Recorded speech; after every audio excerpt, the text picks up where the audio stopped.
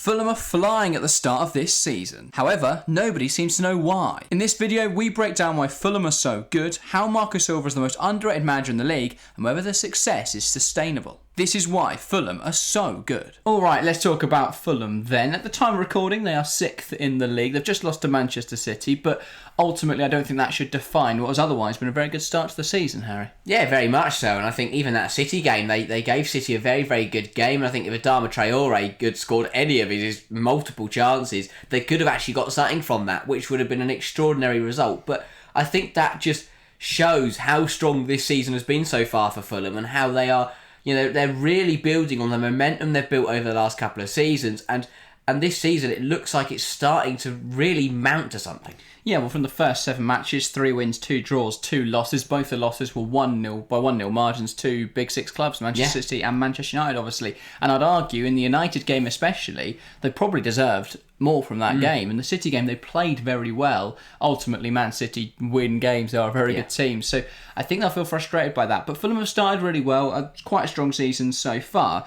And if we look at their historical table positions, they are seeing now a rise. So if we look back through the timeline, you can see that obviously in the early 2010s, they were quite consistently in the Premier League, but then they dropped off throughout most of the 2010s. But now, into the 2020s, with a new manager at the helm, they're doing very well. Yeah, very much so. Marco Silva came in and immediately won the championship, which isn't easy to do. I think it was a very, very good Fulham side, that has to be said, but I don't think it's never an easy thing to do, win the championship, because you never know what's going to happen. It's one of the most unpredictable leagues in the world. So to come in first season, to win that, and then to keep Fulham up in the way that he has, and to keep them building in this, the seasons kind of getting better and better, even if the league position doesn't show it. I think the squad building has got better and better, and now it looks like they've had a couple of seasons now back in the Premier League. They've got a team that a really strong core. They've got a team that Marco Silva likes, and if those players perform, as we've seen in some of their victories this season, they've delivered some really, really good performances. And I think that you have to give a lot of credit to Marco Silva, to the work that he's done since he came in. Yeah, definitely. He joined in 2021, of course, replacing Scott Parker, who for some reason wasn't sacked. He left to join Bournemouth. Another team willingly let Scott Parker manage their side. He didn't last long there. But, yeah, Silva's done very well in that time. Obviously, as you say, winning the championship. They were dominant in that season, to say the least. Then 10th in the first season in the Premier League is really strong. Then 13th. And now, so far this season, sat in 6th. It's been a very good start for Fulham, and one reason that they've been able to do this is their recruitment. If you look through the seasons that Marco Silva's been there, they've been very effective at clearing deadwood, and they have made a loss in all 3 seasons, all 3 major transfer windows under Marco Silva, which you can look at and go, well, that's quite worrying, but in a lot of cases, it's because they're letting go of deadwood for free and then having to go and replace it, obviously, by spending money. So we'll start with the 22-23 season, which obviously their first one back in the Premier League. And 25 million in outgoings. So they sold Zambo Anguissa, Fabio Carvalho and Jean-Michel Seri on a free. I think that just shows you how weird the recruitment was before Silva. Yeah. Then you look at who they brought in. João Palhinha, who established himself in the next few seasons to be one of the best defensive midfielders in the league. Issa Diop, a fairly reliable centre-back rotation option. He started quite a lot, to be fair. Sasa Lukic, who has been phenomenal, especially this season in the absence of João Palhinha. Andreas Pereira, really consistent, reliable player for Fulham over the last few years. Kevin Mbabu, bit of a miss. Carlos Vinicius has been okay. Bernd Leno for €3 million. Wow. One absolute steal that was. And then Willian for a free. Yeah, really good bit of business in that first transfer window of the Premier League. Yeah, and I think that was a big window because, as you say, they lost Seri, they lost Carvalho, there were a few concerns. I feel they lost some big players, and people were worried. It happens a lot. Teams come to the Premier League, they lose their best players and they go straight back down. But the recruitment was top notch. I think they've got a lovely balance between exciting players that are going to come good in the future and experience. Like they bought in Willian, they bought in Bernd Leno, who very experienced players in the Premier League were brilliant signings and helped them finish so high at the table. It's worth noting as well that though they've spent a lot of money there compared to what they've brought in, they have also freed up a lot of wage bill. I've not included a lot of names because they over the last few seasons they have shipped off a lot of players for free. Players like Alfie Mawson, it's not a huge importance, but it does just show them improving that squad. So I've not included lots of those. I've just included the sort of the more interesting transfers. Then obviously last summer they lost Alexander Mitrovic, and a lot of people rightfully thought, well, this is going to be really bad for Fulham because Mitrovic has been very strong, and I do think their goal scoring has taken a drop off, or took a drop off last season. But they sold Mitrovic for 52 million, which is a very good fee to get for him, I would say. I think yes, he's a good player, but does he compare to those top Premier League strikers? Probably not. Age wasn't really on his side. He was phenomenal for Fulham and a big loss, but I think they got a very good fee for him. They then reinvested that money and they got Alex Iwobi for 25 million euros. I remember people saying that was a bit of a bad deal at the time. Iwobi never really proved himself at Arsenal or Everton, but I think at Fulham he's really found his home. Yeah, very much so. I think he's one of those players that everyone kind of always laughs at, but I think he's a very interesting player. I'll admit, I think sometimes I've watched him and it's been quite amusing because when it's not his day, it's really not his day. But I think he's wise. I think there's quite a few players out there where when he is on form, he is a very, very exciting player and he can put up some really decent numbers. I do think he's built on his consistency since he joined Fulham, but overall, I think it's been a pretty decent deal, and I think it's the blind players like him is how they've managed to deal with losing Mitrovic. I think Mitrovic is great, but as we've seen so many times, there's so many examples of it. When teams lose their big players, yes, it's a big loss, but you see that the overall team actually ends up playing better because Mitrovic was very, very good, but he's not the type of striker that's going to get involved in any tactical play. You're not, as a team, you're not going to build an exciting move with Mitrovic. You just get him the ball and he'd score a goal. So I definitely, which is quite a good quality. It's extremely good, and especially when Fulham needed him, he did provide a lot of goals. But I definitely think in terms of team play, in terms of tactical knowledge, I definitely think that losing Mitrovic has been a positive for that aspect of the game. Yeah, I think that's a fair assessment. The other recruitment they saw that summer, Calvin Bassey, Timothy Castagna, Raul Jimenez, Armando Broja on a loan, and Adama Traore. What you notice is that there's a real trend of signing Premier League proven, experienced players that perhaps aren't wanted at their clubs, but you can see that they've played in the Premier League, they've had some good games. I mean, Pereira and Diop from the season prior. Last season they brought in Iwobi, Castagna, Jimenez, and Adama Traore on a free, of course. Yeah. So lots of really good Premier League business, and they've kept that up this summer, because if you look at the summer they've just had, 68 million in outgoing, João Palhinha moving on. I think a lot of people rightfully had a lot of concerns about how their midfield would function without Palhinha, because he was the defensive linchpin, he would hold that team together. And so that was a big loss. They also obviously sold Jay Stansfield for 17 million to Birmingham, which I think is a very good fee to get for Jay Stansfield. And then Tosin Adarabioyo in on a free, left on a free, Bobby Cordova-Reid, Tim Ream. It's a lot of players that have been at the heart of Fulham's side for a while now that left this summer. Then you look at the business they've done. Smith Rowe, brilliant signing, 32 million.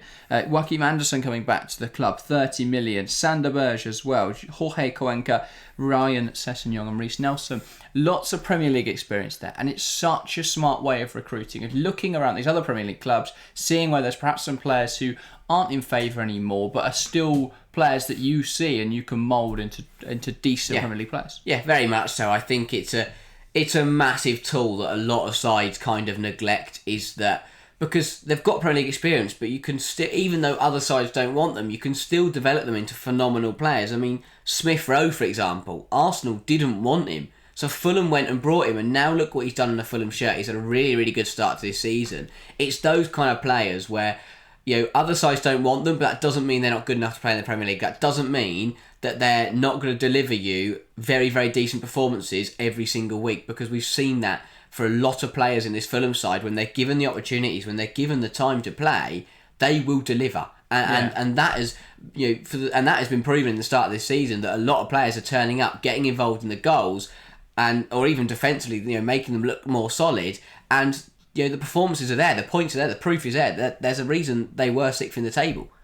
Yeah, definitely. So recruitment very good. The other thing I think that is, well, one of the other things I think is very good is Marco Silva, the manager. Yes. Of course, I think Marco Silva, an incredibly underrated manager. How highly do you rate him, Harry? I think he's a very, very good coach, and I always think that, but he has been underrated a little bit due to the quality in the Fulham squad. Originally not being, it wasn't amazing. They have had a few tough performances, but overall, I think Marcus, he's one of those managers.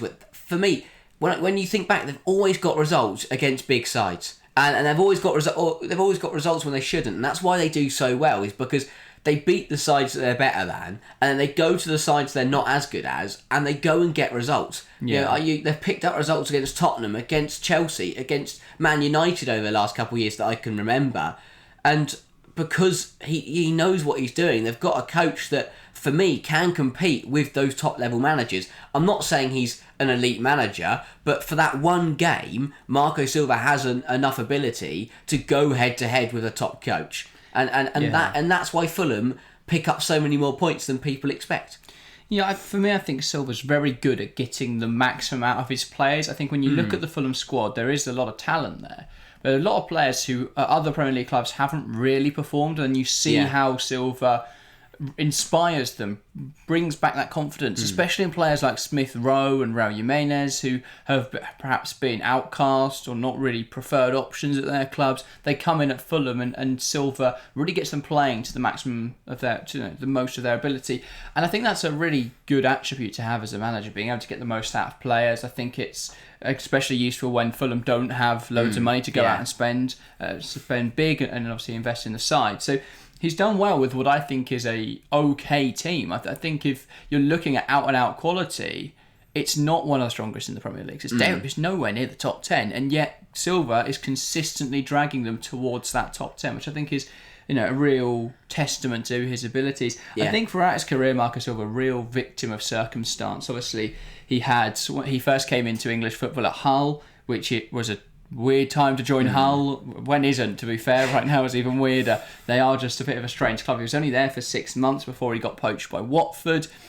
He's really doing a trip of the worst clubs to manage. He didn't do too badly there. The Pozos just reacted quickly, which is so out of character for them. Then he went to Everton as he just continued going down the path of terrible clubs with terrible ownerships. Well, not terrible clubs. I mean, terrible owners. Everton are a good club, but he did okay there. Second half of the season, they started to really struggle, and obviously he was relieved of his duties. The investment at that club was really strange. He then took a while out before joining Fulham, and he's now been there for 3 years. It's the only club he's been at for more than a year, by Estoril, which was his first spell, and he was director of football, then became the manager there when they sacked manager. So it's the first club he's actually done more than a year at, which I think is very impressive. 47% win percentage, 148 matches, he's won 69 of them.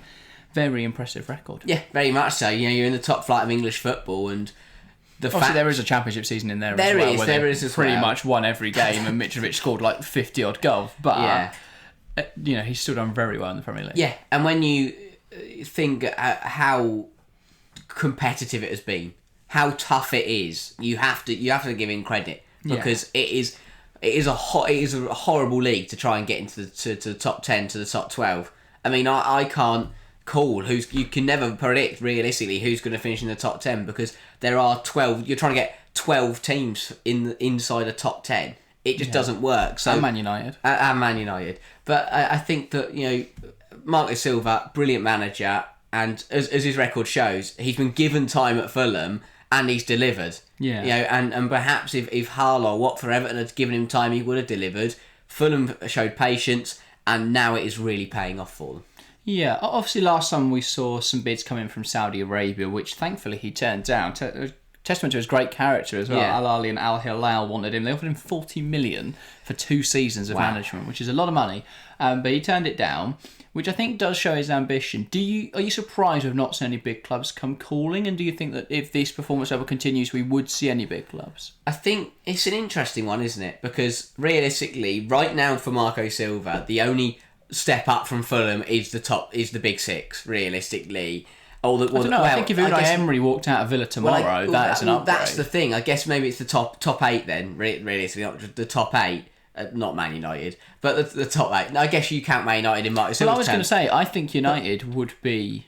I think Marcus Silva would be perfect because he's really good at making okay and bad players look good, and Manchester United have a lot of okay and truly awful footballers. I think it's a hard one because I think that Arsenal and City are absolutely fine. Liverpool, I don't think they'd have gone for him because, for me, I don't think he's on the level that Liverpool would want. I don't think he's quite that elite level.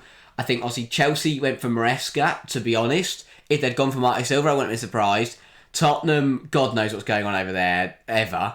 They're fairly solid with Ange at the moment. They are fairly solid with Ange at the moment, but you really look who Tottenham have brought in. They've brought Antonio Conte, Jose Mourinho. Actually, that's weird. So that's a bad point about Tottenham because they also bring in Nuno. So I don't really know if they do hire elite managers or not. But yeah, I do think that Marcus Silva, there should be a big move coming. There should. Well, it doesn't even need to be in the Premier League. I'm surprised we've not seen top Serie A side coming from. I don't know. I mean, Fulham are going to be buzzing that they haven't, but I think that will be something that becomes apparent next summer. Maybe so there will be I think a bit more of a clamour for Marco Silva. Obviously, he's got a contract through to 2026, but by next summer that is only a year away. Yeah. So I think Fulham will be keen to renew that because he's done a really good job, but they have got to have a contingency plan if Silva goes. Let's look at the squad then, because I mentioned how he's done well with a squad that perhaps isn't at the top Premier League level. Obviously, Leno in goal, he's going to play the lion's share of the minutes. So this sort of maps out who will play games, who will be involved in the side. And you can see it's a really well-built squad. Obviously, out on the left wing looks a little sparse, but Smith Rowe can go out and play there. So it's not, well, exactly, and he's never injured, so that's absolutely fine. You can play Wilson over there, you could put Pereira over there, so they've got options in that regard. I think their defence really solid. They're starting back four of Robinson, Bassi, Anderson, Tete. That's really nice, and with Leno behind them, who's been really consistent in the Premier League since leaving Arsenal. Look really good. I like their pivot a lot. I think they've got quite a bit of balance in there, which I didn't expect them to have. It looks so much more well balanced than anything anyone expected. Sasa Lukic has done such a good job of filling the hole left by João Palhinha. I think that Andreas Pereira playing that deeper role has looked really good this season. I was surprised by that as well because obviously we saw him play that attack midfield role last season and before for Manchester United. This deeper role, though, I think suits him a bit better. He's got a really nice passing range. He's good at receiving the ball under pressure. He's good at that link-up play. So I think he's really good, a really good player. Obviously, that facilitates Smith Rowe playing an attacking midfield, and he's really a really exciting player. And then Traore and Iwobi out in wide areas who are just runners, which is really good to watch. And then obviously in that attacking area, you've got Muniz, who's been set this season by Raul Jimenez, which I think was a bit of a surprise. But with Jimenez firing, it's difficult to argue that Muniz deserves to start. I think that the striker role is an interesting one. I think Jimenez was I still think he's a decent striker, and he was brilliant at Wolves. He's been called up by Mexico as well. Exactly. I think Muniz, I don't really know where he sits at the moment. He had a brilliant purple patch at a point last season. Apart from that, he's been a little bit hit and miss, but if he can find that form again, he could be a lethal striker. But as you said, it doesn't matter because Raul Jimenez is playing very, very well at the moment. But this is the thing I mean with Marco Silva, is I don't look at either of those strikers and I think, well, top Premier League quality, they're going to be banging them in. They're okay forwards. I mean, he's had a good bit of form. Raul Jimenez is a fairly consistent poacher. But neither of them I look at and go, well, they're top goal scorers. They've got great ball striking or anything like that. So I think with a bit of investment or a bit more investment, Fulham would be in a really good position. But they are doing well regardless. Let's talk tactics then, because one of the big things we see with Fulham is their use of wide areas. They're very, very effective in wide areas. Last season, they put up 14.1 crosses per 90, which is more than any other team bar Luton Town, and all Luton did was cross. Yeah. So if we ignore them, Fulham most in the league. And obviously, they have continued that into this season, and it makes Raul Jimenez a huge threat, because that is one thing he's very good at, is getting on the end of crosses. So that's been very effective, and the way they get the ball there is through these wide connections. If you look at, there's a pass, I saw a passing map the other day for Fulham, which showed that Tete Andreas and Traore have made a lot of passes together, and so have Robinson and Iwobi. So we see those overlapping runs from the fullback, linking up with the right or left central midfielder, and obviously the right or left winger. and we see those combinations out in those wide areas that then create the space for the cross. And with the quality in the box for Fulham, with Iwobi or Traore arriving at the back post, with Raul Jimenez a big target to aim for in the box, with the knockdown to Smith Rowe being a possibility, it makes them a really dangerous team. And obviously, using these wide areas and using Jimenez to stretch the pitch, it does give opportunities for cutbacks as well, which has seen them do this season. And then Smith Rowe can get shots at goal, which is a very dangerous prospect. So they are using those wide areas very effectively. I think Fulham look like a really good team. We've seen them compete against everyone they've played against this season, which is really promising. Where is the ceiling for Fulham? Because I don't see them finishing 6th, if I'm honest. They are there right now, though, so we can't argue against the stats. But obviously, they are only 7 games into the season. Where do you expect Fulham to finish right now? It's a really hard one to judge because, as I said, you've got, like, in the Premier League, I think you've got 12 teams that could all finish in the top 8. And I'm not saying that, like, Man United are going to finish first, but they could finish in that, still finish in that top 8. Everyone other than Manchester United could finish in the top 8. Potentially. But I think for Fulham, it is going to be very hard to break into that top half. If they get top half, that's a very good result for me because I think it's very, very difficult to get into the top 10 nowadays. So if they get top half, I think that's very, very strong. 11th, 12th, I think that is also a very decent season. And they've just got to keep building. And I think potentially they could get top 10 because, as we mentioned, there's a chance other teams are going to slip up. Man United are currently 13th in the Premier League. Well, they were at the time of recording. Tottenham are lower than you'd expect them to be. And they still have a manager at the time of recording. And they might not by the time this goes out. But I think that Fulham are the type of team where they play well enough, they will take advantage if other teams drop.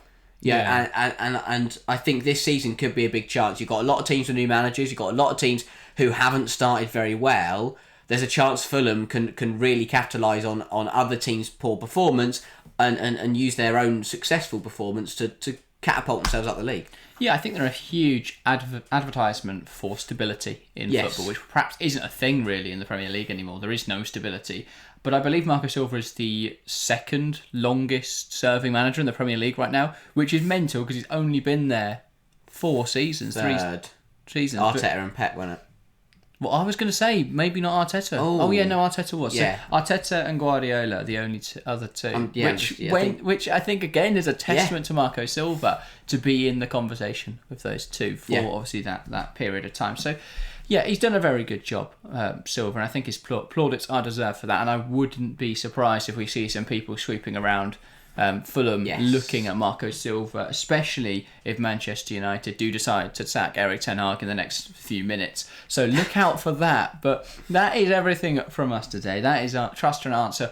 Us trying to answer why are Fulham so good? Because it is a curious question. Yeah. They just seem to be plucking along, doing their stuff, picking up points. Yeah. But they are doing very well this season. I'll be intrigued to see how they get on for the rest of the campaign. But that is everything from us today. Thank you guys very, very much for watching, and we'll see you next time. See ya.